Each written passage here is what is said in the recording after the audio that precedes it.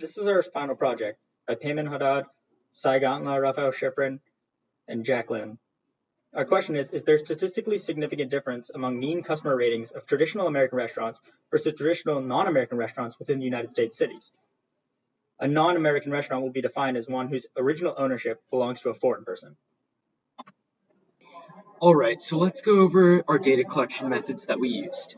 We collected our data by using a simple random sample of 30 legally metropolitan cities within the United States. This was determined from the US government census, so that's how we know that those are truly legal cities. We were able to access this through the census's website, and we were able to download the data and then use a random number generator in order to select 30 different non-repeating cities from that set of data. Overall, there were 19,500 cities that the census recognized. Then, within each of these cities, we went on Yelp and we filtered out American restaurants and non-American restaurants. We took a simple random sample of 5 American restaurants and 5 non-American restaurants from each city and recorded those 5 ratings. What we did in order to select each of these is to filter out by the type of food on Yelp. The way that we determined which restaurants to select and which ratings to look at were by using a random number generator and matching that number with certain restaurants on Yelp, because Yelp numbers the restaurants. That's how we selected the restaurants and gained the ratings.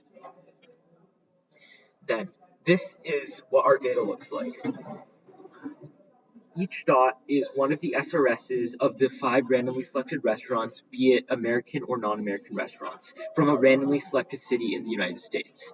At the top, you can see that this is our data for American restaurants, and the bottom, as you can see, is our data for non-American restaurants. If we look at the 5-number summary for each of these data displays, we see that the mean is higher for traditional American restaurants, and that it tends to be a bit more spread out, with a standard deviation of 0.383 versus a standard deviation of 0.342 for non-American restaurants. To carry out this inference, let's set up a null hypothesis and an alternate hypothesis. So the null hypothesis is that the mean difference in ratings between American and non-American restaurants are going to be the same, and the alternate hypothesis is that they're going to be different. And we're going to be doing this test at the alpha equals 0.05 significance level. So keep in mind that mu A refers to the mean customer rating for American restaurants, and mu NA refers to the mean rating of non-American restaurants. In order to conduct the inference test, we first need to make sure our conditions are met. So if they're met, we're going to conduct a 2-sample t-test for a difference of means. We know our random condition is met because the restaurants sampled come from an SRS of all restaurants within the United States that reside within metropolitan areas. Our independence condition is met because the 30 groups of American restaurants that we sampled and the 30 groups of non-American restaurants that we sampled together make up less than 10% of all restaurants within the United States. Our normal condition is met because the 30 groups for both samples each satisfy the central limit theorem of n is greater than or equal to 30. Degrees of freedom of n-1 is 30 minus 1 equals 29. Then when we calculate our t-value, we get 3.73.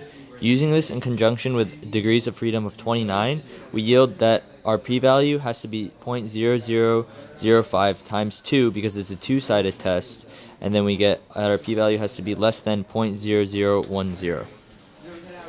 Because our p-value is less than the alpha significance level of 0.05, we have evidence to reject the null hypothesis. That means that we have sufficient evidence to conclude a statistically significant difference between the mean rating of traditional American restaurants versus traditional non-American restaurants within United States metropolitan areas.